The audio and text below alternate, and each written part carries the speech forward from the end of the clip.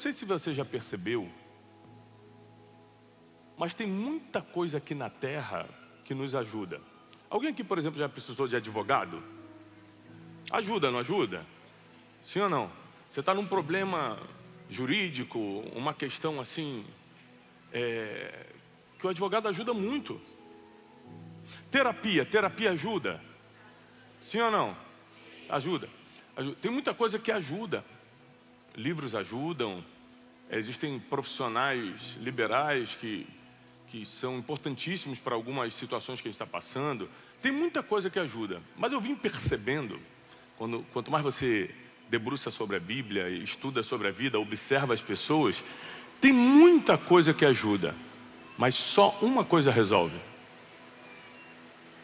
Tem muita gente que facilita, mas só tem um que faz a gente chegar inteiro no final. Então, não tenha dúvida nenhuma que existem coisas que a gente precisa da mesma forma que uma criança precisa dos pais. Por exemplo, eu tenho 4 filhos, você deve ter filhos também, talvez não nessa quantidade. Mas nossos filhos, eles precisam da gente por vários motivos. Um dos motivos é que eles não conseguem compreender o que realmente precisam. Às vezes você quer levá-los de mão dada no shopping, não é porque você é super protetor, é porque você não quer que ele se perca. Mas ele não tem essa consciência de segurança. Os filhos geralmente não têm consciência do que realmente precisam. Chega na adolescência, a gente vira conselheiro deles. Olha, filho, cuidado com isso, não vai em lugar tal, olha, se afasta daquela pessoa. Ele não tem a mínima consciência que aquela pessoa pode levá-lo para o mau caminho, ou que aquele ambiente pode levá-lo a fazer coisas que ele vai se arrepender muito depois. Existem coisas que, se não tiver alguém direcionando e protegendo, a gente erra, sim ou não? Sim. E na vida adulta é igualzinho. É que é muito fácil explicar isso quando se trata de uma criança, mas na vida adulta é muito parecido. Se a gente não continuar com alguém que nos orienta, direciona, protege, a gente erra igual criança. A gente não tem nem dimensão, a gente não tem nem consciência dos perigos que corremos, se não tiver alguém nos pegando pela mão, falando, por aqui não, aqui, isso não, com essa pessoa não. Freud, o pai da psicanálise, dizia que o ser humano criou o Deus na cabeça, inventou o Deus na cabeça, por causa da necessidade, na fase adulta, de continuar com a proteção paternal. Ou seja, quando o ser humano cresce, vira adulto, e percebe que ainda se sente inseguro, que ainda assim não consegue resolver todos os problemas da vida, na cabeça de Freud, ele inventa Deus para poder ter um sentimento de proteção. É lógico que a questão do ser humano inventar Deus na cabeça é um devaneio, porém tem sentido o que Freud fala, de que o ser humano, ele percebe, mesmo na fase adulta, que ainda precisa de proteção paternal, orientação, qualquer tipo de orientação que vai levá-lo a um caminho melhor, ou protegê-lo de uma decisão que o destrua. E a gente está na fase adulta, muito parecido com as crianças, precisando de alguém para resolver problemas como angústia. Aí você tenta na terapia, ajuda. Culpa.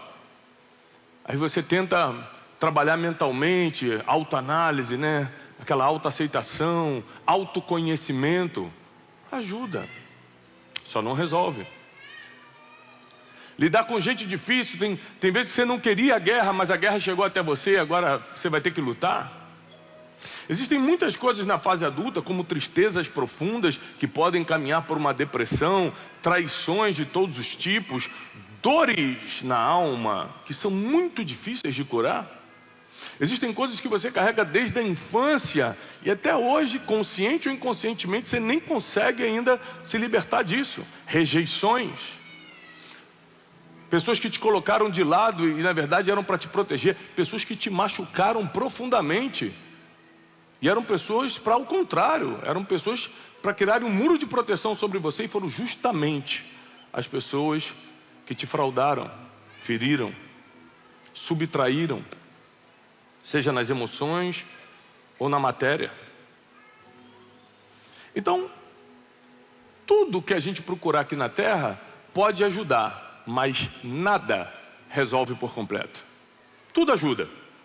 Continue lendo bons livros, continue fazendo terapia.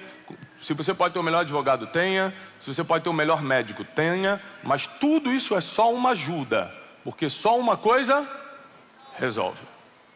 Abra comigo Apocalipse, capítulo 5.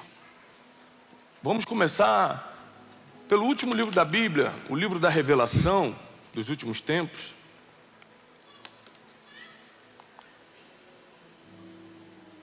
Hoje de manhã, eu estava vindo para cá, um amigo me escreveu no WhatsApp e falou assim: vamos fazer tal coisa hoje. Eu falei: eu não posso, eu estou indo para a igreja pregar. Falei: rapaz, mas você já trabalha a semana toda? Acabei de sair da mentoria lá do Destiny Mais, que é a nossa mentoria de empreendedores. Semana toda dando aula, tenho um instituto de educação, faço isso, faço aquilo, viagem para palestra, escreve livro, estou no meio de um lançamento. Eu falei: sabe o que é? É que tem coisas que você ainda não entende.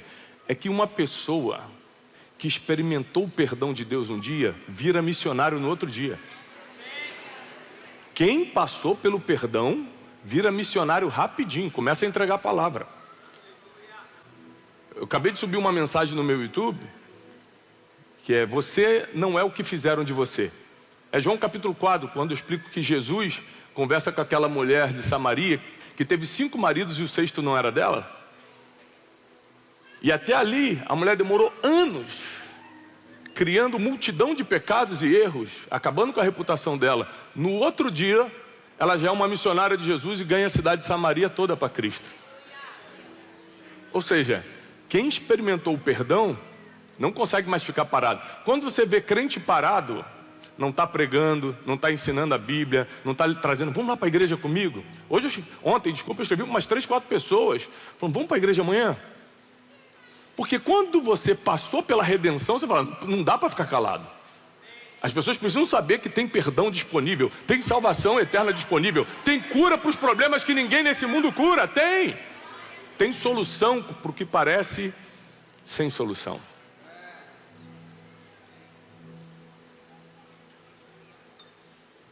Capítulo 5 de Apocalipse diz, lembre-se que, só te contextualizar, o apóstolo João, o discípulo amado de Cristo, está preso na ilha de Patmos, atualmente região da Grécia, e ele é levado, ele é arrebatado aos céus para ver os últimos dias, o acontecimento final, o dia do julgamento. Ele está vendo o que nenhum ser humano foi capaz de ver, que é o dia do Senhor. Ele está vendo a vida após a morte, ele está vendo os céus. E no capítulo 5 ele fala algo interessante: vi na mão direita daquele que estava sentado no trono um livro escrito por dentro e por fora, e de todo estava selado com 7 selos. Eu vi também um anjo forte que proclamava com grande voz: quem é digno de abrir o livro e desatar os selos? Ora, nem no céu, nem sobre a terra, e nem debaixo da terra, ninguém podia abrir o livro, e nem mesmo olhar para ele. E eu chorava muito, porque ninguém foi achado digno de abrir o livro, e nem mesmo de olhar para ele. Aqui a gente está num problema que nem terreno é mais. A gente está falando de um homem que está arrebatado, foi para o céu, e está vendo que no céu tem um problema para resolver. Tem um livro na mão de quem estava sentado no trono. Esse livro estava escrito por dentro e por fora, códigos que vão determinar quem nós somos. E eu vou te provar daqui a pouco. O que está escrito nesse livro é o que determina quem você é. Você nunca vai saber quem você é sem ler esse livro. Só tem um problema: nesse livro ninguém conseguia, não é só abrir, não conseguia nem olhar para ele. Ninguém foi achado digno, nem na terra, nem debaixo da terra e nem no céu. Não tinha nenhum arcanjo, nenhum dos 24 anciãos, ninguém era digno de abrir o livro e desatar os 7 selos. Às vezes você cria amizade com gente muito poderosa dentro do teu contexto. Aí você fala, bom, já que eu sou amigo do arcanjo Miguel, esse problema aqui ele vai resolver. Esse aqui ele não resolve. Bom, já que eu sou amigo de um dos 24 anciãos, ele vai poder me dizer o que está escrito no livro. Não, ele também não consegue abrir o livro nem desatar os seus 7 selos. Tem coisas que as pessoas ajudam, mas só um resolve. Só um resolve. O problema é que Deus não pode ser surpreendido. Repete comigo, Deus não pode ser surpreendido. Nada pega Deus de surpresa. Ou seja, o que você vê como, meu Deus, como vai ser agora? Desde a eternidade Deus já sabe como vai resolver. Ele não está pensando em como vai resolver. Já está resolvido há muito tempo na mente dele. Deus não pode ser pego de surpresa. Eu te aconselho a anotar, se você pode, a partir de agora. O choro de João, dizendo, meu Deus, ninguém foi digno de abrir esse livro. Ninguém é digno de desatar esses selos. Como é que a gente vai saber o que está escrito? Esse choro de João é um eco que começou na queda de Adão. Quando Adão, que foi criado como homem perfeito, lá em Gênesis 1, decide tomar as decisões que vão prejudicar toda a humanidade, porque através de Adão entrou o pecado no mundo. Então, está aqui a explicação. Por que o homem é mau? Porque mesmo que ninguém me ensine a mentir, eu vou mentir. Porque mesmo que eu tenha sido criado numa família muito boa, eu acabo sendo impuro, eu acabo sendo imoral de alguma forma, porque aquela pessoa nunca me fez mal, mas eu desejo mal para ela. Por que o ser humano é assim? Porque o pecado entrou na humanidade através do erro de Adão, através da escolha de Adão. E aí você fala, Tiago, peraí, mas eu vou ter que colher as consequências por causa de um erro de um homem? Deus já tinha pensado em tudo. Por mais que Adão tenha prejudicado a humanidade, Deus não foi surpreendido por esse erro. Ele já tinha um plano para solucionar as coisas. O plano já estava traçado. Gênesis 3,15 diz que um homem nascido de mulher iria pisar na cabeça da serpente. Ou seja, no próprio Gênesis aparece uma cena interessante. Quando Adão e Eva percebem que estão nus, eles tentam se cobrir com uma folha e percebem que aquilo ali não dura muito tempo e não cobre muita coisa. Então a Bíblia diz que Deus pega uma pele de um animal e cobre Adão e Eva. Isso está logo no início da criação, mas já era uma revelação de tudo que Deus pretendia. Você mesmo errou e se envergonhou, mas eu, por causa de um sacrifício, porque um animal teve que ser morto para aquela pele existir, por causa de um sacrifício, eu vou cobrir a tua vergonha para sempre. Você criou essa vergonha, não fui eu, mas eu cubro tua vergonha com o sacrifício que eu vou fazer. Em Gênesis o plano já estava todo revelado, é porque a gente não tinha nenhuma capacidade teológica, espiritual, de revelação para entender que Jesus não está atuando de 2000 anos para cá, quando ele encarnou, saindo da barriga de Maria lá em Belém. Não, Jesus está desde a criação, desde sempre, ele é eterno, ele não foi criado. E o seu plano, o plano divino, sempre existiu. Antes de ser visto em carne, há 2000 anos, Jesus era percebido em glória em todo o Velho Testamento. Para quem não tinha essa notícia, Jesus está durante toda a humanidade, sem contar a eternidade que a gente não consegue nem entender o que é, tentando interferir na vida do ser humano, tentando livrar o ser humano, salvar o ser humano, perdoar, trazer uma nova expectativa. Você vê que ali na roupa que Deus coseu para cobrir Adão e Eva, já era um anúncio de que um sacrifício seria feito para cobrir a tua vergonha. A minha e a tua vergonha só foram cobertas por causa do sacrifício da cruz. Senão eu estaria envergonhado até hoje. Eu estaria debaixo da acusação de Satanás até hoje. Jesus, para quem não sabe, ele era o anjo que aparece para Agar no deserto, para prometer que dela também vai sair uma grande nação. Foi Jesus que aparece em forma de anjo. Isso fica claro porque existem anjos que não aceitam a adoração, e já essas aparições aqui, ele não só aceita a adoração do homem, como pega a oferta do homem. Quando ele aparece para Gideão e fala: tu és poderoso guerreiro, só Jesus pode revelar a tua identidade. Ele fala: tu és um poderoso guerreiro, Gideão. Eu? Que isso? Eu sou o mais pobre, eu sou o menorzinho da casa do meu pai. Você é um poderoso guerreiro. Jesus aparece em várias situações. Para Abraão e Isaac em Gênesis 22. Para Moisés na sarça ardente. Você pode ver que toda vez que Jesus aparece de forma ainda misteriosa, as pessoas não tinham ideia de quem era ele, não tinham ideia de que um dia ele iria encarnar, e o mistério que foi oculto dos séculos, todo mundo agora ia saber. As pessoas não tinham essa ideia. Olha que geração abençoada nós nascemos. A gente pode ter fatos agora para juntar as informações e falar: ele sempre esteve conosco. Está aqui.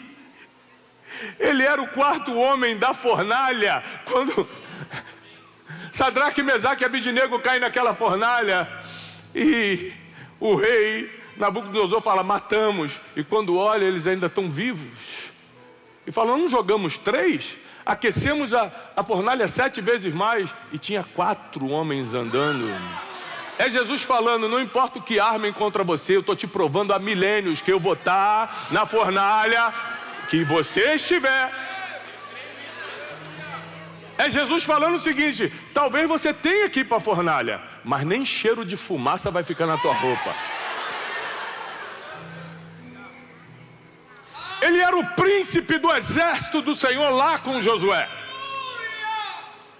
Josué toma Jericó, não porque era forte, mas porque o príncipe do exército do Senhor foi com eles. Existem vitórias na tua vida que você acha, por algum motivo, talvez por ignorância, que foi a força do teu braço. Era o príncipe do exército do Senhor indo na tua frente, te livrando do mal, quebrando correntes, fazendo o concorrente desistir da proposta, fazendo uma porta que estava fechada se abrir. Já era ele intercedendo a teu favor. Ele era o anjo que lutou com Jacó. Ele toca na coxa de Jacó e fala: eu mudo o teu nome. Você agora não é mais Jacó, que muitos chamam de trapaceiro. Agora você é Israel, o príncipe do Senhor, porque você lutou contra Deus e prevaleceu.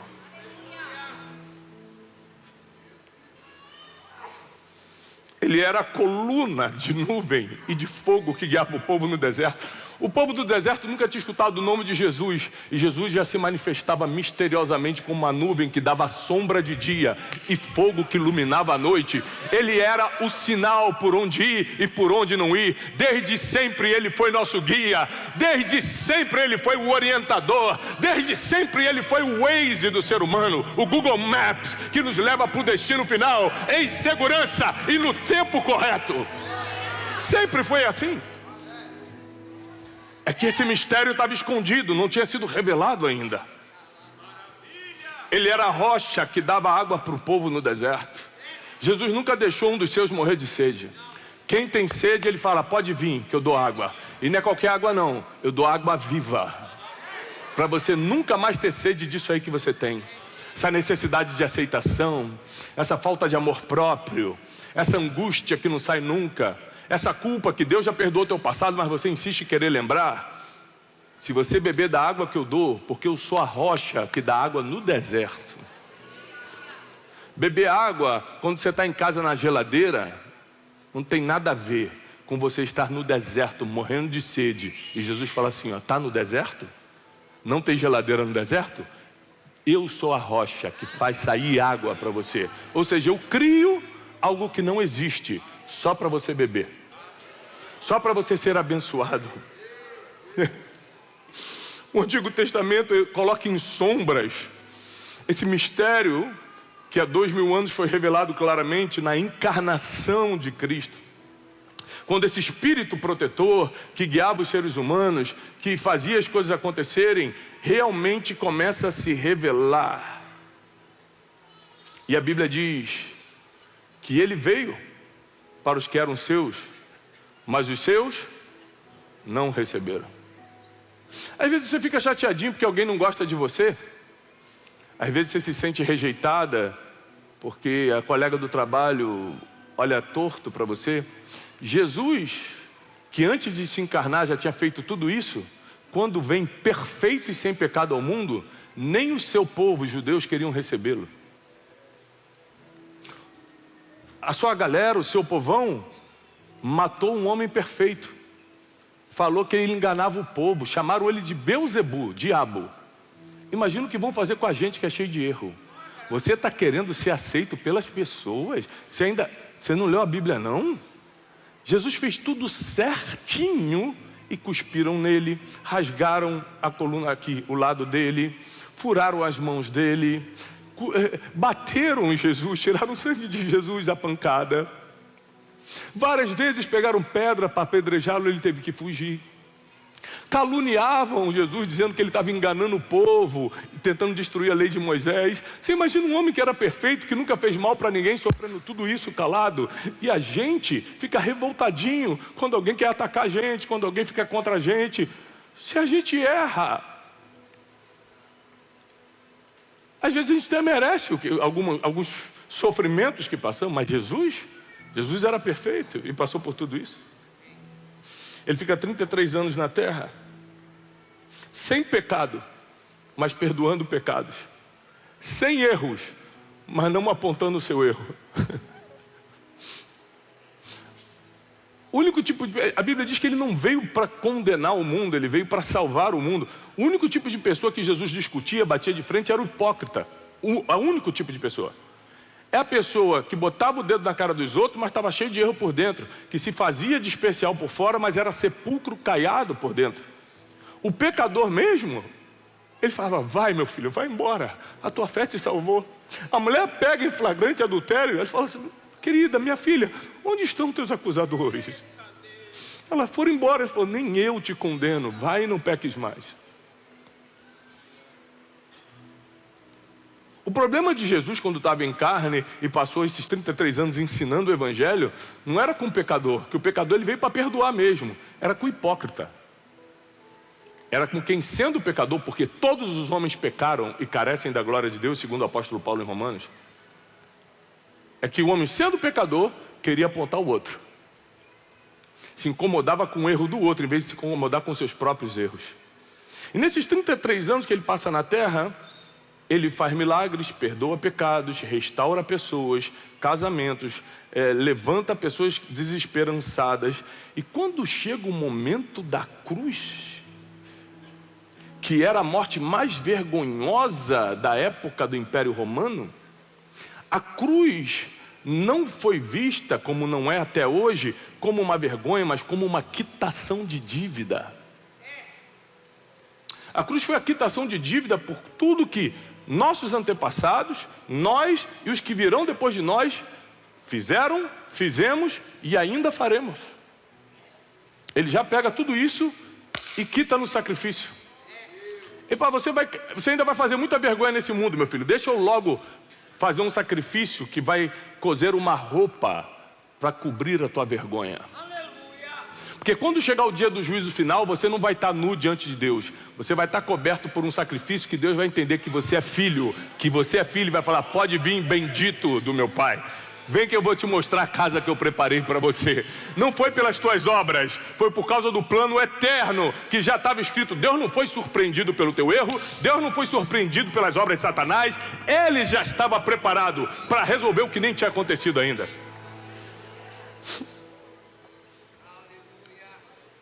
A cruz parecia uma derrota, a cruz parecia o fim. Ele fica 3 dias na sepultura e ele explica isso, que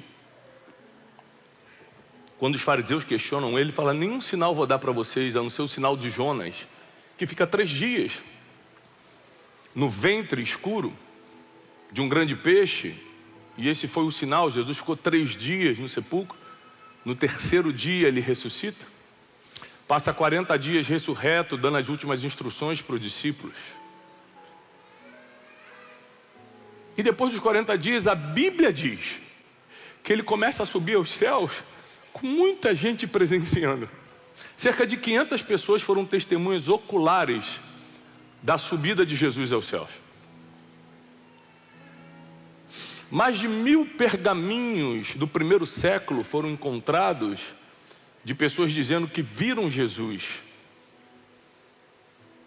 Enquanto muita gente acredita em Alexandre o Grande, Aristóteles, Platão, por causa de 10, 12, 20 pergaminhos que tem sobre eles. Só da ressurreição, só da história de Jesus tem mais de 1000, do primeiro século.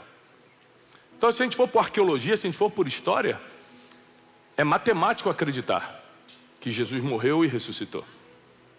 Que ele viveu, nem os historiadores duvidam. E quando ele sobe aos céus, você imagina essa cena? Depois de 3 dias no túmulo, depois de rasgar o véu para que o homem agora tivesse contato direto com Deus, ele resolve um monte de problema do ser humano, porque muita coisa ajudou o ser humano, a lei ajudou o ser humano, os profetas ajudaram o ser humano, mas só um desceu do céu para resolver. Muita coisa ajuda, só um resolve. Só um resolve. Aí ele desce para resolver. Fala assim, ó, por mais que você pague um bom médico, existem doenças que só eu posso curar. Por mais que você trate muito em terapia, existem coisas do teu passado que só eu posso perdoar. Então ele desce, ele se manifesta, ele encarna para resolver os problemas do ser humano. E os problemas mais emblemáticos, como quem sou eu, para que eu sirvo, por que eu estou nessa terra, propósito, que é uma coisa que todo mundo corre atrás, para onde eu vou depois dessa vida. Todos os problemas filosóficos do ser humano foram resolvidos com a vinda de Cristo. E depois que ele deixa todos os ensinamentos e as soluções bem aparentes para quem quiser agora encontrá-la, ele sobe ao céu. Imagina Jesus subindo aos céus e caminhando agora em direção aos portais celestiais. A Bíblia diz que existem guardiões na porta dos céus. Imagina aqueles anjos, querubins, serafins, arcanjos. Um anjo desse de guarda, com espada na mão, vindo um homem, porque a Bíblia diz que ele subiu como homem. Um homem caminhando em direção à porta dos céus. Você imagina o alarme que foi na segurança, e fala assim, o que é isso? Em milênios nós nunca vimos alguém conseguir vir em formato de um homem e estar caminhando em direção aqui. E todo mundo começa a se alarmar. O homem não só estava andando em direção à porta dos céus, mas ele estava sujo de sangue. E quando ele começa a chegar mais perto, apesar do desespero dos guardas celestiais, eles reconhecem que esse homem estava com as mãos furadas. E provavelmente um deles gritou, está lá em Salmos, levantai, ó portas, as vossas cabeças, levantai, portais eternos, para que entre o Rei da Glória. A porta do céu se abre, ele entra na eternidade novamente, vai direto para a sala do trono. E quando ele chega na sala do trono, está o discípulo amado, ajoelhado chorando, falando assim, ninguém é digno de abrir o livro e desatar esses 7 selos. E aí vem o versículo 5 do capítulo 5 de Apocalipse diz, todavia um dos anciãos me disse, João, não chores, olha ali quem entrou, o leão da tribo de Judá, a raiz de Davi, ele venceu e abriu o livro e vai desatar os seus selos.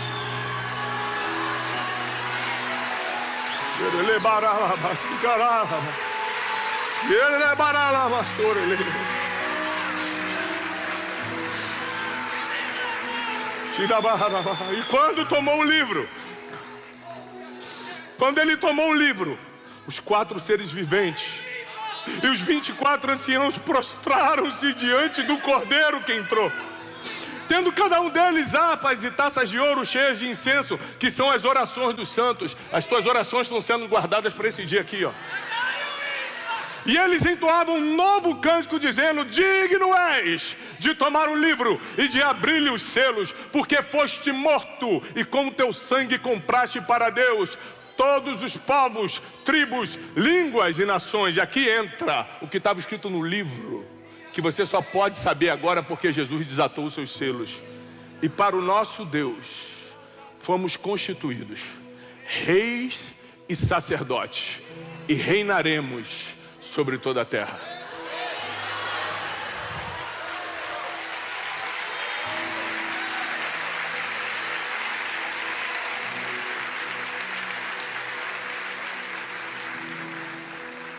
Isso aqui é algo que nenhum advogado vai resolver para você.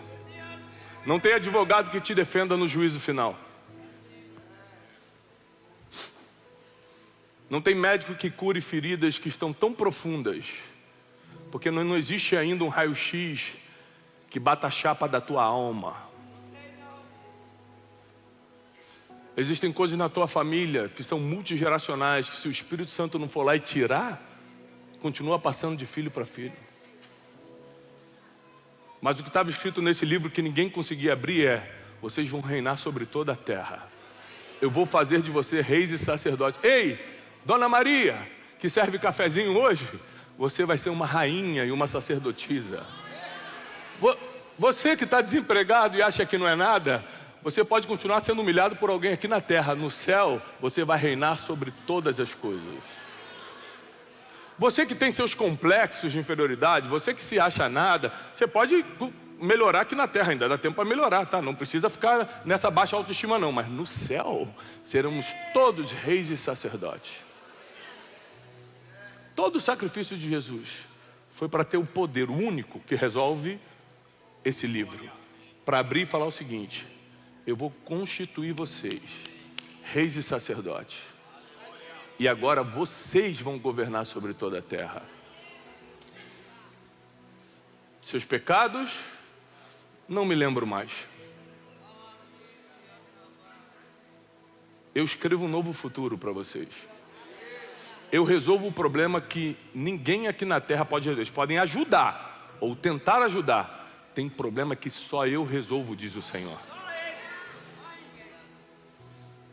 Quando alguém me pergunta por que eu sou crente, eu falo: Tiago, você é tão inteligente porque você é crente. Já leu a Bíblia, meu filho?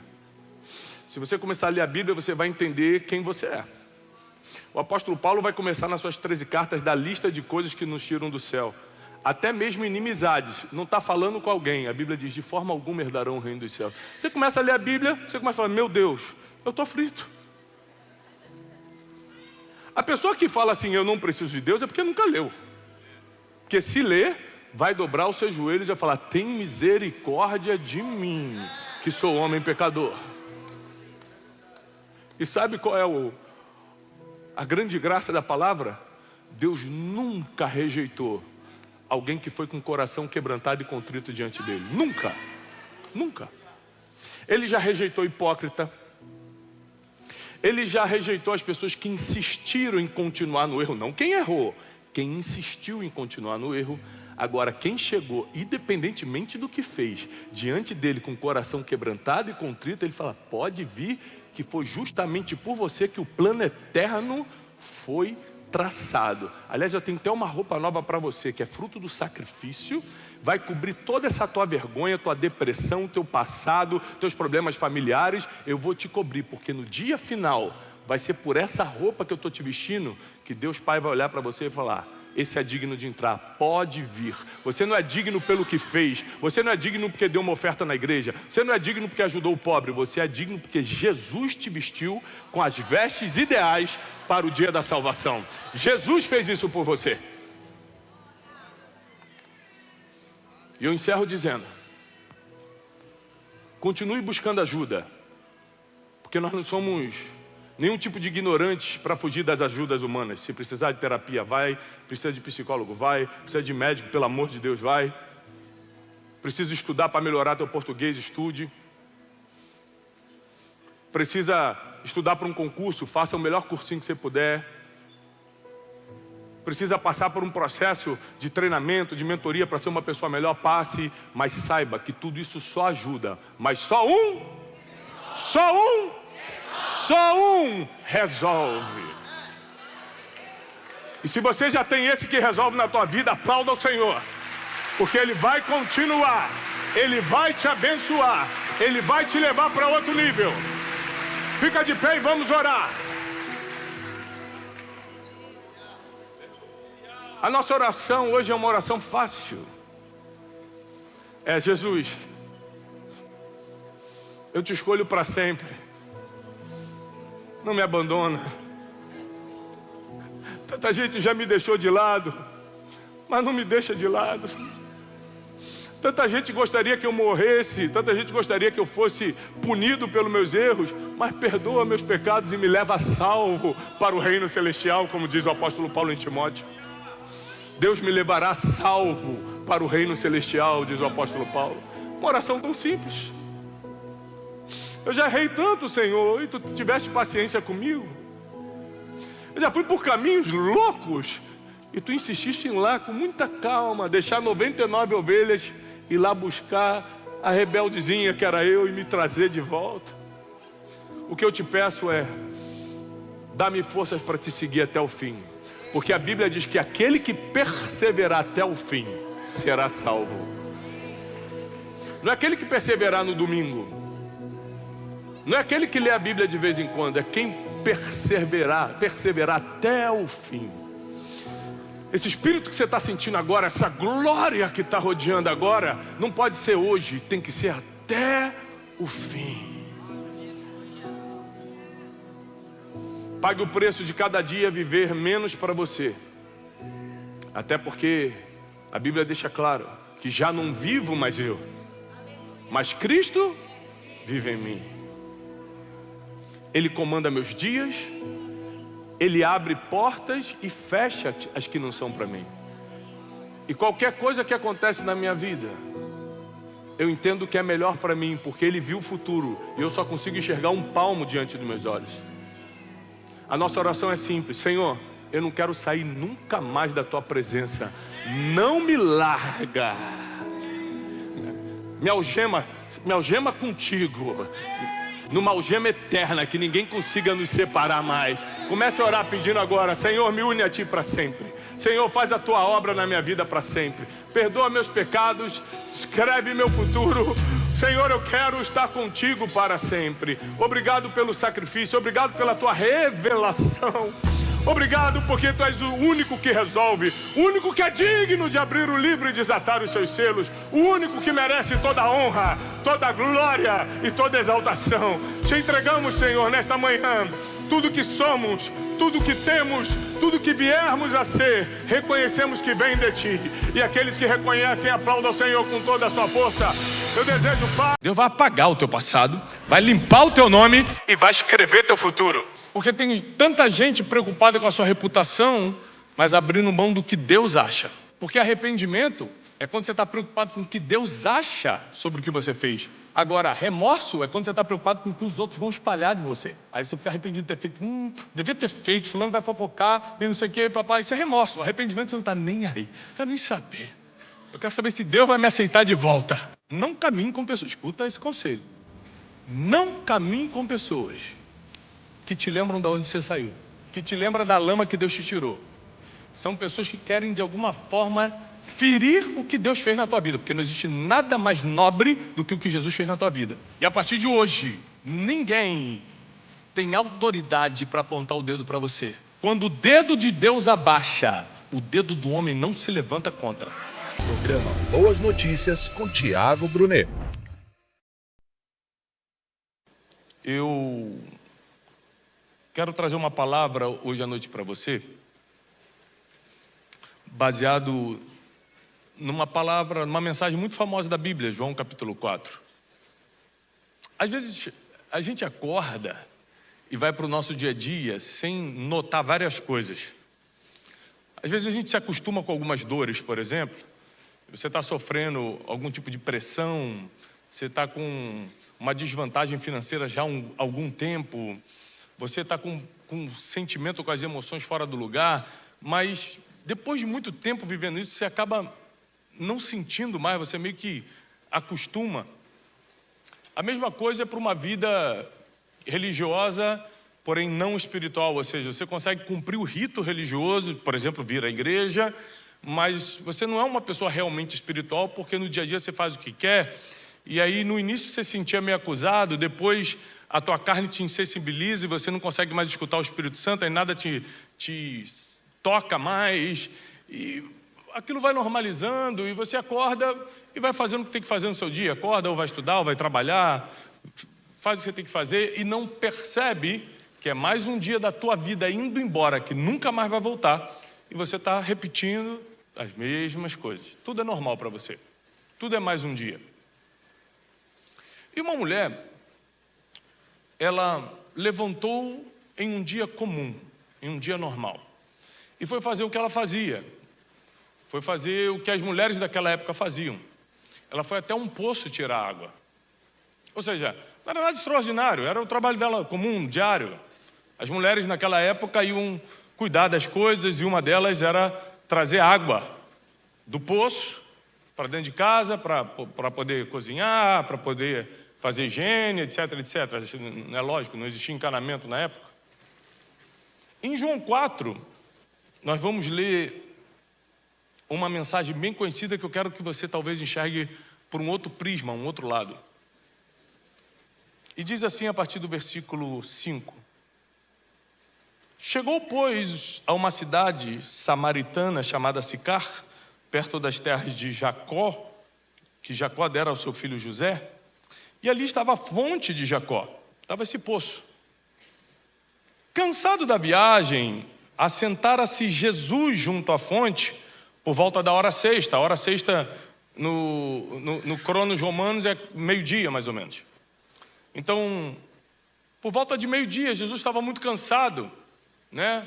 Jesus era 100% homem, 100% Deus, então como homem ele se cansava, sentia fome, tudo, e todas as emoções que a gente passa na carne, e ele se senta ali porque está cansado, manda os seus discípulos para dentro da cidade e fica sozinho.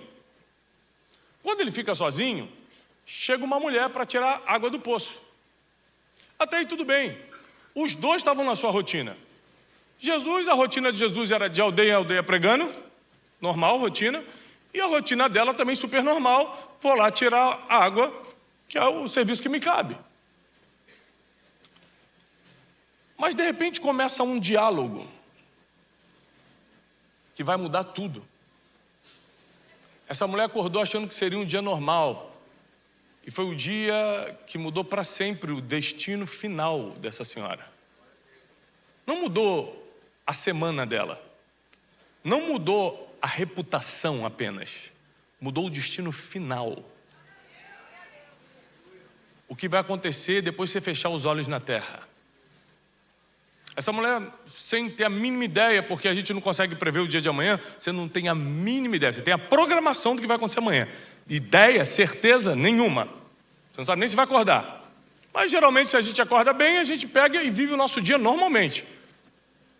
Hábitos comuns, dia a dia, rotina, o que tem que fazer, você já está acostumado a se arrumar, sair para o trabalho, amanhã é dia de almoçar com a família, tudo pronto, dia normal. Ela sai para um dia normal, sem saber que o sobrenatural iria encontrá-la no caminho.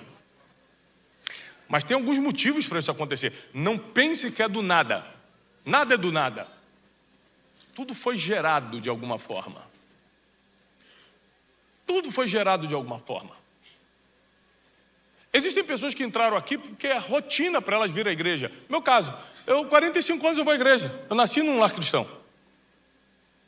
Então, para mim, vir à igreja é uma rotina, não é nenhuma novidade. Mas tem gente que entrou com uma alta expectativa que eu vou lá hoje para receber algo do céu e só saio se receber. São mesmo público, expectativas diferentes.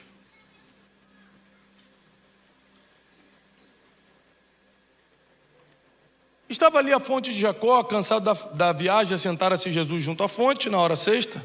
Nisto veio uma mulher samaritana para tirar água. Disse-lhe Jesus: dá-me de beber. Pois seus discípulos tinham ido à cidade para comprar alimentos. Então lhe disse a mulher samaritana: como tu, sendo judeu, pedes de beber a mim, que sou mulher samaritana? Porque os judeus não se davam com os samaritanos. Era um povo que não se falava. E ela fica espantada. Primeiro, naquela época não era comum homem falar com mulher publicamente. Segundo, eram de povos que não se falavam. Então ela já estranha essa conversa. Ela estranha esse início de diálogo. Replicou-lhe Jesus: se você conhecesse o dom de Deus e quem é o que te pede, dá-me de beber? Tu lhe pedirias, e ele te daria água viva? Respondeu ela: Senhor, tu não tens nem como tirar a água, porque o poço é fundo. Da onde você vai tirar a água viva? Uma pergunta inteligente. Uma característica de pessoas inteligentes é fazer pergunta. O questionamento é um dos princípios da inteligência. Gente que escuta coisa e não pergunta, quer dizer que ela não tem pensamento crítico. Ela está recebendo a informação, está absorvendo e está tudo certo. Essa mulher não, ela falou assim: se você não tem com que tirar água, eu que vou ter que tirar para você, de onde você vai tirar a tal da água viva que você está me falando? Isso mostra que essa mulher tinha um questionamento, um pensamento crítico, uma inteligência diferenciada, a ponto dela não aceitar aquela informação sem duvidar primeiro. Aliás, o básico da filosofia, de qualquer ciência, neurociência, que vai mexer com a tua mente, com o pensamento e com o coletivo humano, é duvidar primeiro antes de acreditar. Como é que eu vou ter certeza de algo que eu não pesquisei antes, que eu não perguntei, que eu não duvidei para ter certeza? Cheguei como a essa conclusão do nada? E essa mulher começa com uma série de perguntas. De onde você vai tirar essa água viva? Versículo 12. És tu, porventura, maior do que Jacó, o nosso pai? Então aqui a mulher já está falando: eu sou religiosa, tá? Jacó é meu pai, o patriarca. Você por acaso é maior do que Jacó, nosso pai, que nos deu esse poço, do qual ele mesmo bebeu, e também seus filhos e seu gado? Afirmou-lhe Jesus: quem beber dessa água vai tornar a ter sede.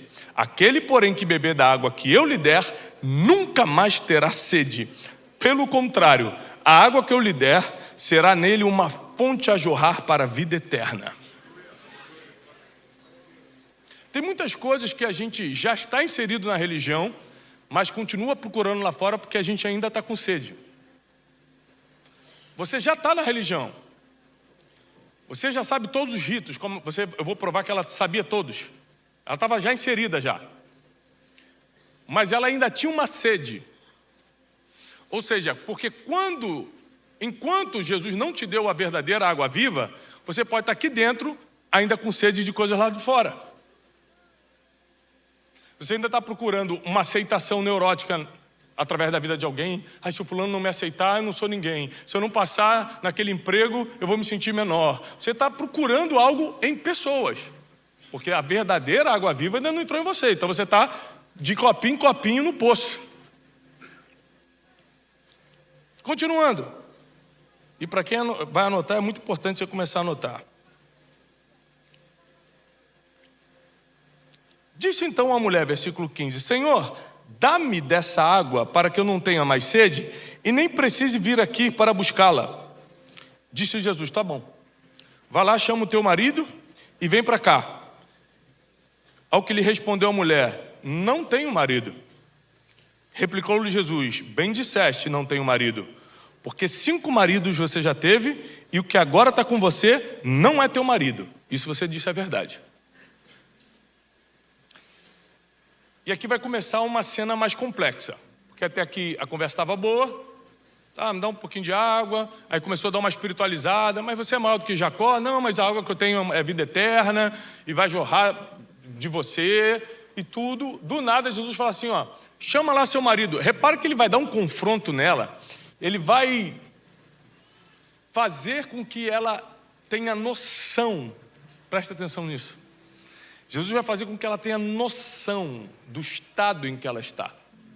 Às vezes, por causa da nossa rotina, do dia a dia, da religiosidade, a gente não consegue reconhecer o estado em que estamos. A gente está todo enlamaçado, a gente está quebrado, mas por algum motivo a gente está insensível e não percebe isso. A gente está tudo bem, de alguma forma, Deus está até me devendo alguma coisa, afinal de contas não falta um domingo. E essa mulher, ela recebeu um confronto agora complicado, porque Jesus vai e joga uma informação na cara dela, como a gente se fala, como a gente diz hoje em dia, né? Fala o seguinte: bem, você falou a verdade, porque o marido, você teve 5, imagina, ter 5 maridos hoje, em 2026, já é um problema, um escândalo. Você imagina há 2000 anos atrás no Oriente Médio. Você já teve 5, e o que está com você agora não é teu marido, é o marido de outra pessoa. E aí, muitos de nós reagiríamos como qualquer ser humano. E quem é você para falar? Você não sabe nada da minha vida. Está aí pedindo água para os outros, está querendo jogar o que na minha cara? Muitos de nós reagiríamos emocionalmente, resistiríamos à graça, não aceitaríamos o confronto, por causa da incapacidade de enxergar o nosso estado. E aqui eu quero começar a abrir teus olhos para uma coisa. O ser humano, se não for alcançado pela graça, nunca reconhece o estado em que está. Essa mulher não saiu de casa para procurar Jesus. Jesus que foi para Samaria para encontrar essa mulher. Porque às vezes você está num estado de insensibilidade tão grande que você não sabe nem onde encontrá-lo. Você não sabe nem do que está precisando. Você não sabe que o peso que você está carregando tem uma solução e você só está indo para mais um dia na rotina. Mas você saiu para um dia normal. Jesus saiu para te encontrar no poço. Todos nós temos que implorar a Deus o dia do poço. O dia em que Ele, porque Ele nos amou primeiro, Ele nos escolheu. A Bíblia diz, não fomos nós que os escolhemos, Ele nos escolheu. Ele, qual é o dia que Ele vai decidir nos encontrar no poço para fazer com que a gente reconheça, apesar de toda a religiosidade que já temos, o nosso verdadeiro estado. E essa mulher reagiu de uma forma incomum para a psicologia. Porque ao ser confrontado, ao jogarem algo na tua cara, você tenta se defender de todo jeito. Quem é você? E o que você sabe da minha vida? E é assim que a gente faria. Ou a maioria de nós. Essa mulher abaixa a cabeça e fala, versículo 19, Senhor, disse a mulher, eu vejo que tu és profeta. Aqui começa toda a salvação, porque a graça chega, ela não resiste e reconhece. Tu és profeta. Versículo 20. Nossos pais, ela começa a puxar um assunto todo espiritual. Agora eu vou te provar que essa mulher já era da religião. Ela já entendia da Bíblia. Ela entendia das profecias. A gente não está falando de uma mundana. A gente não está falando de uma ateia. A gente está falando de uma pessoa que estava dentro do sistema que nós estamos aqui, mas só não reconhecia o estado em que estava. Ela continuava fazendo aquilo que estava levando diretamente para a porta larga e não para a estreita. E muitos de nós, a gente consegue conviver com a religião caminhando para a porta larga, porque a gente não reconhece o estado que está. E ela começa um assunto bem espiritual com Jesus. Olha, Jesus, já quando ela percebeu que ele era profeta, começou esse assunto. Olha, nossos pais adoravam nesse monte. Ou seja, a primeira dúvida dela, já que você é profeta, me tira uma dúvida aqui, ó. Nossos pais adoravam nesse monte. Então, a primeira dúvida que ela tem com o homem, que ela reconheceu como profeta, era sobre adoração. Onde é que a gente deve orar? Onde é que a gente deve adorar? Porque vocês dizem que é para adorar em Jerusalém. Nossos pais dizem que é para adorar nesse monte.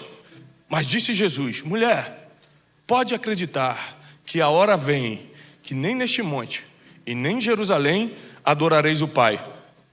Vós adorais o que não conheceis, nós adoramos o que conhecemos, porque a salvação vem dos judeus. Mas vem a hora e já chegou, em que os verdadeiros adoradores adorarão o Pai em espírito e em verdade, porque são estes que o Pai procura para seus adoradores.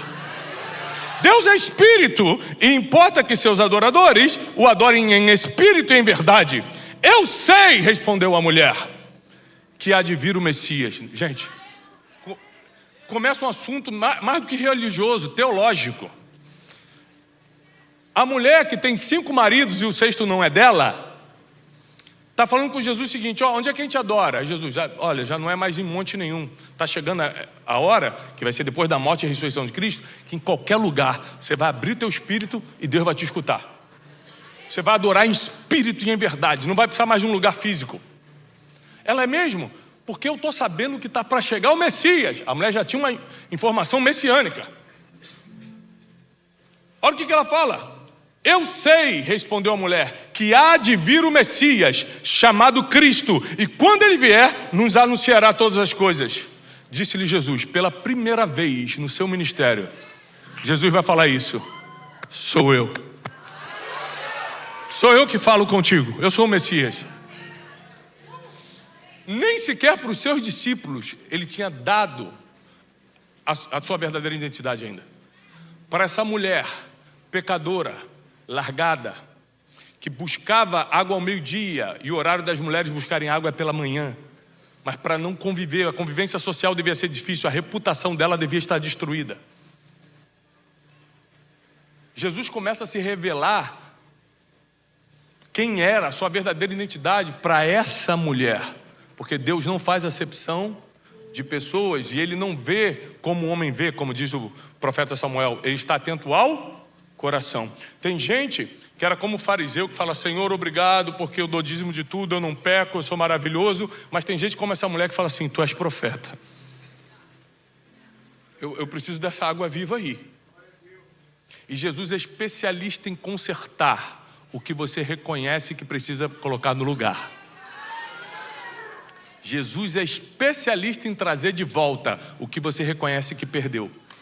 Jesus é especialista em reconciliar o que você, pelos teus erros, cortou de ligação com Ele.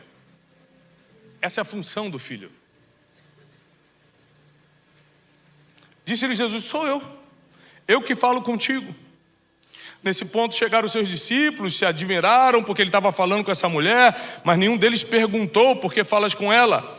Quanto à mulher, ela deixou o seu cântaro, foi à cidade e disse àqueles homens: vinde comigo e vede um homem que me disse tudo quanto tenho feito. Ela falou o seguinte: estou errada mesmo, mas agora mudou. Encontrei um que sabe o que eu fiz, que sabe o meu estado, e disse que o Messias também é para mim, que eu tenho solução, que eu não sou o que as pessoas botam o dedo na minha cara para falar que eu sou. Saíram, pois, da cidade e vieram ter com Jesus. Versículo 39. Muitos samaritanos, repete comigo: muitos samaritanos daquela cidade creram em Jesus em virtude do testemunho daquela mulher, que anunciara a todos: ele me disse tudo quanto tenho feito. Vindo, pois, os samaritanos ter com Jesus, pediram-lhe que permanecesse com eles, e ficou ali 2 dias. Jesus mudou a agenda, ele estava indo para Galileia, ele fica 2 dias em Samaria. Olha como é que termina, 41. Muitos outros creram nele por causa da sua palavra, e diziam à mulher: já agora não é pelo que você nos disse que nós cremos, mas porque nós temos ouvido e sabemos que este é verdadeiro, o Salvador do mundo. Verdadeiramente o Salvador do mundo. Atente para algumas coisas interessantes aqui. Em todo lugar Jesus tinha que curar para convencer alguém. Jerusalém, Judeia, Galileia. Em Samaria ele só prega e todo mundo acredita. Ele não fez nenhum milagre em Samaria, nenhum sinal. Ele não teve que transformar água em vinho, levantar um paralítico. A Bíblia diz que ele ficou 2 dias pregando, ensinando, todo mundo se converteu. Mas por quê? Porque o testemunho precedente era tão forte que era como se fosse um milagre para aquele povo ver uma mulher daquela se reconectando com a sociedade, dizendo: fiz mesmo e agora não faço mais. Era mesmo, agora não sou mais. Estava largada na mão de Satanás, agora estou na mão de Deus. Porque tem tanta gente preocupada com a sua reputação, mas abrindo mão do que Deus acha. Porque arrependimento é quando você está preocupado com o que Deus acha sobre o que você fez. Agora, remorso é quando você está preocupado com o que os outros vão espalhar de você. Aí você fica arrependido de ter feito. Devia ter feito, fulano vai fofocar e não sei o que, papai. Isso é remorso. O arrependimento você não está nem aí. Não quero nem saber. Eu quero saber se Deus vai me aceitar de volta. Eu quero saber se eu consigo voltar para Ele. Eu quero saber se Ele vai me dar mais uma chance. Deus sempre é um Deus de nova chance. E Jesus teve que pregar 2 dias e toda aquela cidade, ou a maioria deles, se converteram. O interessante é que para você começar uma vida abundante, para você começar a transbordar, primeiro você tem que resolver o seu passado. Ponto número 1. Tiago, eu quero transbordar nessa vida terrena. Eu quero uma vida abundante. Quer? Então primeiro vamos resolver nosso passado. Porque nós temos que lembrar que um dos títulos que o diabo tem é acusador. Então lembre-se, qualquer um que bota o dedo na cara de um arrependido e acusa é um anticristo. Porque Cristo veio para tirar a acusação, ele volta a acusar. Qualquer pessoa, pode ser quem for, botou o dedo na tua cara e lembrou teu passado, anticristo. Esse cara não é cristão, ele se finge de religioso, ela não é cristã, ela finge que vai à igreja, porque ninguém que segue a palavra coloca o dedo na cara de um arrependido, de uma arrependida. É impossível. Não é cristianismo. Porque o cristianismo veio para resolver isso e você vai lembrar? Não, tem alguma coisa errada com você. O verdadeiro cristianismo celebra a mulher do poço que se arrependeu e não o fariseu que está apontando o dedo. A gente, por acaso, a gente se apega muito a quem acusa, sendo que se soubessem da nossa vida também, você também seria acusado. Não sei porque você se alegra tanto com a acusação dos outros. Porque o que ele fez é diferente do que você faz, mas diante de Deus, que tem tudo escrito, que sabe todas as coisas, ninguém aqui está livre. O apóstolo Paulo diz, todos pecaram e destituídos estão da glória de Deus. Não tem ninguém que aqui esteja imune ao erro. Nós carecemos da misericórdia de Deus. E quando a graça de Deus encontrou essa mulher largou o passado para começar agora a transbordar, abundar na vida de uma cidade inteira. Repare, um dos poderes de Jesus é você demorar 30 anos manchando o teu nome e ele limpar em 2 dias. Foi isso que aconteceu ou não? Porque a mulher tinha 5 maridos e um amante. Então, peraí, é muito tempo, né? Vamos botar aqui 15 anos no mínimo. Então a mulher demora 15 anos ferrando tudo, acabando com o nome dela, Serasa, tudo. Aqui, graças a Deus, não tem ninguém, mas naquela época tinha gente que entrava no Serasa, né? Agora não. E essa mulher sujou o nome dela, Deus limpou em 2 dias. Quando a graça de Jesus alcança ela, ela vira a maior evangelista. Ninguém tinha ganho uma cidade até então. Aliás, nenhum apóstolo ganhou uma cidade inteira. Essa mulher que não tinha título nenhum, filha de ninguém, cheia de pecado para tratar, porque reconhece, tu és profeta e eu preciso de ti, faz a tua obra, me dá água viva. Jesus falou, então deixa comigo. Em 2 dias, ela limpou o nome dela. Deus vai limpar o teu passado. Aliás, melhor do que isso, Deus vai apagar o teu passado, vai limpar o teu nome e vai escrever teu futuro. Essa é a especialidade de Jesus. Agora, olha que engraçado para quem está notando. Essa mulher era religiosa. Era um de nós aqui. Sabia do Messias, sabia de onde tem que adorar, sabia de tudo. Só não reconhecia por causa das dores da vida. Não dá nem para a gente colocar culpa nela. Às vezes a gente está cheio de dor, cheio de sofrimento emocional. Sofremos na infância, fomos rejeitados. Temos necessidade neurótica de aceitação, que foi uma coisa que eu tive que vencer. Quando a graça de Jesus me alcançou, presta atenção, eu sou religioso há 45 anos, sou crente há pouco tempo. Porque eu era especialista nos ritos religiosos. Desde sempre. Eu toco na igreja desde os 12, 13 anos, eu era músico. Mas a graça de Jesus me alcançou há tempos atrás.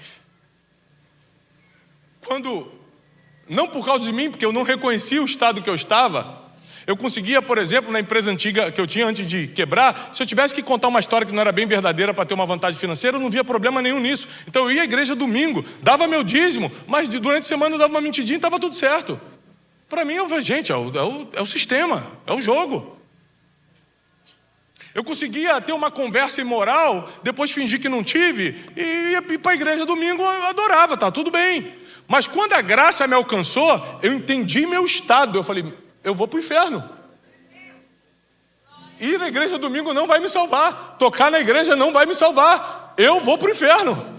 Quando a graça me alcançou, eu falei, Deus, me socorre. Porque eu sou pecador. E quando eu consegui confessar isso para Deus, porque na verdade eu achava que Deus me devia. Nasci na igreja, sou filho de pastor, tenho dons, Deus está me devendo, porque eu estou trabalhando para Ele. Quando a graça me alcançou, eu nem conseguia olhar para cima.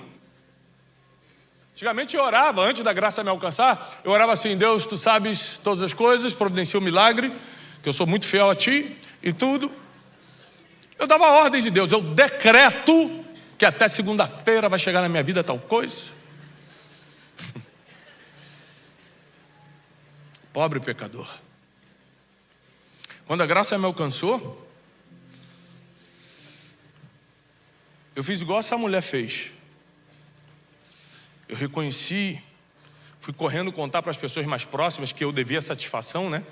Porque você nunca pode sangrar em tanque de tubarão. Você não precisa contar a tua vida para todo mundo, não. Você não precisa confessar nada na internet, não. Você tem que resolver com quem vai te amar e te proteger. Cheguei para o meu pastor, para os meus pais, na época minha mãe era viva. Cheguei para minha esposa, que a gente não tinha uma multidão de filhos que a gente tem. Falei: olha, eu faço isso e achava normal. Eu tô, meu Deus, eu falei: mas a graça me alcançou. E o processo da vergonha, da confissão, esse processo de você falar: Ele sabe tudo que eu tenho feito. Foi o que ela falou para a cidade: Ele sabe tudo que eu tenho feito. Faz com que você tome uma força espiritual que antes você não tinha, de falar: para essa lama eu não volto mais. Para esse erro, eu posso cometer outros porque eu sou ser humano. Para esse erro eu não volto mais. E qualquer um que tentar te lembrar de quem você era antes do poço, pode chamar de anticristo, desviado, acusador, filho de Satanás. Fala: você é um filho de Satanás. Porque crente celebra quando o outro se levanta. Crente celebra quando o pecador é perdoado. Crente celebra quando uma alma está sendo salva para ir para o céu.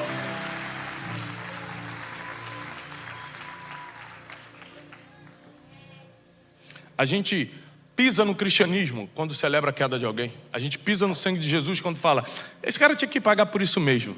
Então o que Jesus pagou não foi suficiente, ele vai ter que pagar também? Então você não leu a Bíblia nada, você só vai à igreja domingo mesmo. E você acha que o evangelho gira em torno de você, do que você acha, das tuas emoções em relação aos outros. É muito mais profundo do que isso. É muito mais sério do que a gente pensa. Aliás, um conselho que eu dou para vocês é: trate as pessoas, aliás é um conselho de Jesus, né? Trate as pessoas como você gostaria de ser tratado. Mas para ficar mais profundo, trata as pessoas como Jesus te tratou. Deixa eu te explicar como é que Jesus te tratou. Você fez um monte de coisa errada antes de acertar a tua vida. Ele sabia de tudo e tinha paciência contigo. Teu filho erra uma vez, você quer destruir a vida dele. Quer botar de castigo 2 anos. Quer fazer não sei o que. Eu lembro quando a primeira vez que minha filha me desapontou assim num nível emocionalmente falando terrível, eu fiquei. E aí eu comecei a pensar, naquele período que eu recebi a notícia, e pensando no que eu ia fazer, eu falei: bom, ela tem que sofrer as consequências. Eu estava pensando assim. Enquanto eu pegava o carro, saindo do meu trabalho, indo para casa, me preparando para a vingança, o Espírito Santo falou assim: olha, vou te lembrar de 3 coisas que você fez nos últimos anos e eu tratei contigo, sem te ameaçar, sem te desrespeitar, sem gritar com você, dizendo que eu vou te levantar e não vou te derrubar. Deus me lembrou 3 coisas que eu cheguei em casa pianinho, falei: meu amor, filhota, senta aqui para a gente conversar sobre o reino de Deus e a sua justiça.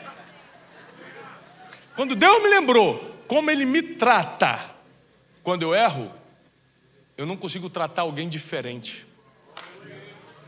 Ser cristão é tratar os outros como Jesus te tratou. O quanto de paciência Ele teve, o quanto de perdão Ele ofereceu, o quanto de ignorância você querendo discutir Bíblia com Deus. E Deus falou: meu Deus, eu vou deixar para lá essa ignorância. Jesus teve que deixar muita coisa para lá para você estar sentado aqui hoje. E se o irmão ficar te devendo R$5 da cantina, tu já quer sair da igreja, já quer processar. Calma! Jesus não te processou, Ele te perdoou. Jesus não cobrou o teu erro, Ele desconsiderou na cruz, Ele rasgou a cédula de acusação que tinha contra você. A Bíblia diz que Ele tinha cédula contra você de acusação e Ele rasga. Agora olha só, Isaías, abre comigo Isaías 43, 25. Isaías 25 diz assim: eu mesmo sou o que apago as tuas transgressões por amor de mim. Número 1, Por que Deus passa uma borracha no teu passado? Por amor dele. Porque ele fala assim, eu planejei tudo, mandar meu filho na cruz, te perdoar, não é só para limpar a tua reputação, para você sentir paz, que excede todo entendimento, e se reconciliar comigo. Tem a ver comigo, tem a ver com a minha história. Eu preciso mostrar para o mundo que valeu a pena meu filho morrer na cruz. Então eu apago o teu passado por amor de mim. Está na Bíblia. E isso aqui é antes de Jesus Cristo vir, tá? É Velho Testamento. Eu apago as tuas transgressões por amor de mim, e dos teus pecados eu não me lembro mais. Se Deus não se lembra dos seus pecados, está na Bíblia, por que você insiste em recordar? Se Deus não se lembra dos seus pecados, por que você deixa ainda alguém apontar para eles e falar, mas você era assim? Não caminhe com pessoas, escuta esse conselho, não caminhe com pessoas que te lembram de onde você saiu, que te lembram da lama que Deus te tirou. São pessoas que querem de alguma forma ferir o que Deus fez na tua vida, porque não existe nada mais nobre do que o que Jesus fez na tua vida. Se a pessoa quer lembrar meu erro, essa pessoa está endemoniada, tem alguma coisa errada com ela. A não ser que seja um confronto pastoral de algo que eu estou fazendo atualmente, é outra coisa. Eu estou falando de passado. Então a vida cristã é um compromisso da gente ter esse encontro no poço, como essa mulher teve com Jesus. Ela não sabia, mas Jesus já tinha planejado. A pergunta é, se Jesus chegasse para você numa conversa e te confrontasse, você ia falar, eu que sei da minha vida, você não conhece minha história, eu ajo assim, mas você não sabe o porquê, porque você não me conhece, ou você ia falar, tu és profeta, faz na minha vida o que tem que ser feito. Você ia achar que está com a razão, ou você ia baixar a cabeça e passar a razão? Essa mulher era religiosa, então ela sabia bem os ritos e os costumes, era comum de nós, mas ela vivia como queria. Depois que você aceita Jesus, um livraço do século XVII, O Peregrino, do John Bunyan, tem um personagem que se chama Cristão, e o caminho dele, a trilha dele, é caminhar pelo mundo até achar a porta estreita. Leiam esse livro para quem nunca leu. É um clássico. E no caminho até a porta estreita tem muitas dificuldades. Tem o monte do desespero, tem a lama do desânimo. Ele vai passando por várias situações e sempre duvidando, será que essa porta vai me levar para o que eu quero mesmo? O que eu quero? Um reino incorruptível. Então tem que chegar nessa porta. O que eu quero? Não, eu quero salvação eterna. Então vai ter que chegar na porta estreita. Não, mas é muito difícil chegar lá. Toda hora eu me sujo de novo. É lama, é decepção, é gente me apontando o dedo. Mas não tem outro caminho. No mundo tereis aflições, mas tem de bom ânimo. Eu venci o mundo, diz o Senhor. Essa mulher tinha expectativa no Messias, e quando a graça a encontra, ela se rende. E depois que ela se rende, não foi 3 meses, 6 meses de teologia e ela começou a trabalhar, não. No mesmo dia, ela sai, ela larga o cântaro, vai para a cidade e começa a falar, encontrei o Messias. Quando Deus faz a obra na tua vida, é de um dia para o outro você começa a devolver. Você nunca vai ver uma pessoa que encontrou Jesus no poço, recebeu a graça, o despertar da graça, e no outro dia já não queira começar a pregar para os outros. Davi fala assim em Salmo 51, porque tu perdoaste meus pecados, agora eu anunciarei a tua palavra aos pecadores. Porque uma pessoa que foi perdoada não consegue ficar calada. Aliás, a Bíblia diz, Jesus fala, o que muito foi perdoado, muito ama. E o que pouco foi perdoado, pouco ama. Aí ele lembra a passagem da mulher. Essa mulher, por causa dos seus muitos pecados, muito ama. Por isso que ela está fazendo esse ato de adoração. Então tem gente aqui que lembra exatamente o quanto Deus te perdoou. Eu lembro o que Deus me perdoou para estar aqui. E eu prego, e como o pastor Lucas bem falou, voluntariamente, sem dar custo, sem pôr nada, e faço isso há anos, por um motivo. Porque o que Deus fez na minha vida, se Ele não tivesse feito, eu ia direitinho para o inferno. Com 40, 50 anos de igreja. Mas como a graça me alcançou, como eu reconheci Tu és profeta, eu sou pecador, me salva. A graça me constrangeu ao ponto de eu não querer voltar para lá, eu não achar normal as coisas que eu fazia, eu não achar prazer nisso. Ao contrário, agora eu quero pregar para todo mundo: sai daí e vem para cá. Agora é diferente. Eu não faço isso aqui por agenda, eu faço isso aqui por causa de uma missão de um pecador que foi perdoado. Sempre tem alguém que cruza meu caminho e quer me lembrar de alguma coisa. Eu lembro da época que você quebrou, né? Passou um cheque sem fundo. Eu lembro da época e tal, né? Você era meio assim e falava não sei o quê. E tem isso e tem aquilo. Eu falei assim: então, Satanás, deixa eu te falar. Acusador, conversa com Deus, porque eu já estou quite com Ele. Estou quite com a minha família. Estou quite com o meu ministério. Esse papo que você quer ter aí é você e Satanás com os demônios lá no inferno. Reúne lá você e fica fofocando na minha vida, a vida dos outros. Porque aqui é para quem está salvo e vai agora trabalhar para salvar mais gente para Jesus. Fica de pé, eu quero orar por você. Sabe por que na internet? Assim como eu fiz um dia, porque a graça me alcançou. Se a graça está te alcançando aí na sua casa, no seu carro, onde você está assistindo, na televisão, no celular, no iPad, onde você estiver, você vai estar conosco aqui, fazendo essa mesma oração. Falando: Deus, eu reconheci meu estado atual. Eu normalizava a mentira, a prostituição, o jeitinho brasileiro, fraudar um negócio ou outro, contar a história que não era bem assim, aumentar as coisas. Eu normalizava certas imoralidades e coisas que a Bíblia relata que os que praticam tais coisas não herdarão o reino dos céus. Mas eu estou arrependido hoje. E assim como tu fizeste, a nossa oração é essa aqui, ó. Assim como tu fizeste com a mulher de Samaria, que demorou anos para destruir a reputação dela, me levanta em 2 dias como tu fizeste com ela. Faz eu virar um mensageiro, uma mensageira da tua palavra.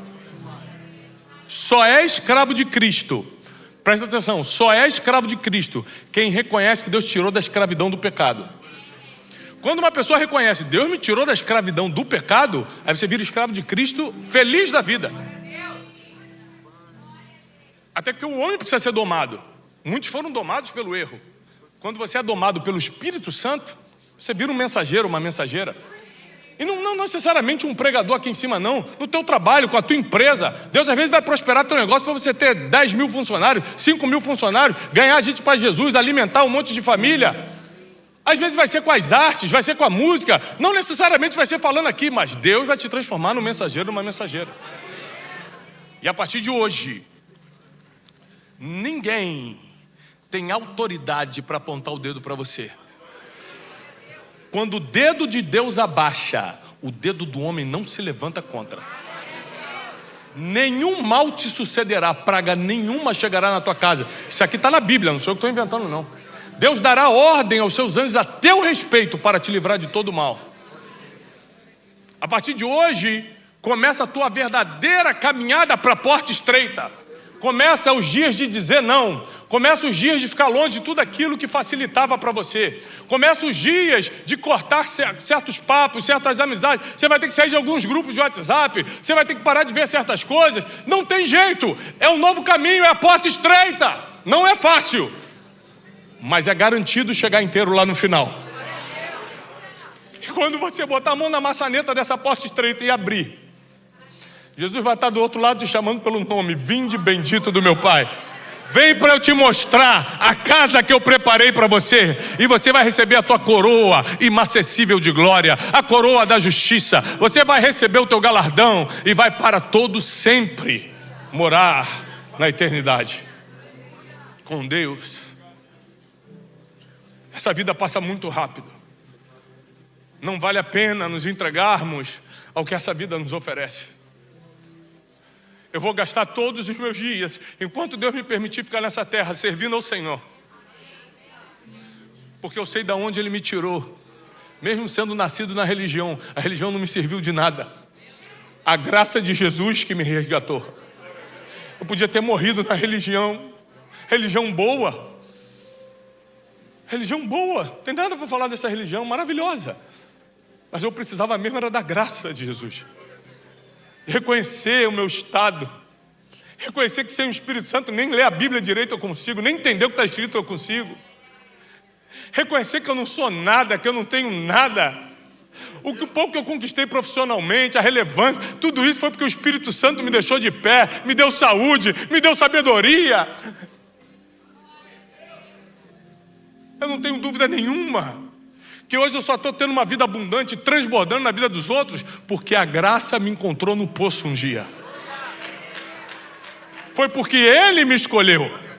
Eu não tinha nem capacidade intelectual ou espiritual para escolhê-lo. Ele me amou primeiro. E agora eu sou escravo dele, estou aqui pregando.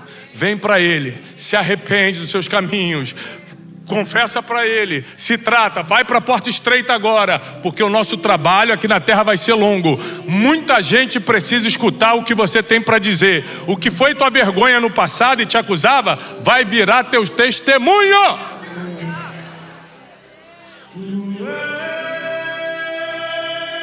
Nós declaramos em nome de Jesus a redenção de Jesus Cristo. Todos aqui já éramos crentes, Senhor, e vamos à igreja, mas hoje a gente está reconhecendo o nosso estado diante de Ti. Não queremos brincar com isso, mas queremos, Senhor, nos render e nos encaixar na porta estreita e virar mensageiros como essa mulher. Guarda-nos, livra-nos, desfaz as armadilhas dos nossos inimigos, aqueles que querem nos destruir por causa do nosso passado, aqueles que querem nos abater por causa de onde a gente saiu e onde Deus está nos colocando agora, aqueles que não conseguem lidar com a chance que Deus nos deu. Abate nossos inimigos, isso diz a palavra.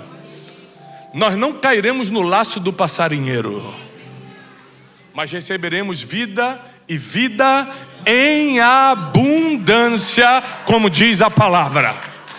Receba agora a vida em abundância. Receba agora o perdão de Jesus Cristo, a paz que excede todo entendimento. O sono vai voltar, agora a paz vai proteger teu interior. Agora você vai ter confiança em Cristo Jesus para pregar o Evangelho. Não vai mais sentir vergonha ou ficar acuado, acuada por causa do teu passado, porque Deus transformou uma pecadora profissional em pregadora em 24 horas. Não é em quanto tempo você errou, é quando Deus te encontrou. E Ele te encontrou hoje. Amanhã você já está anunciando as boas notícias.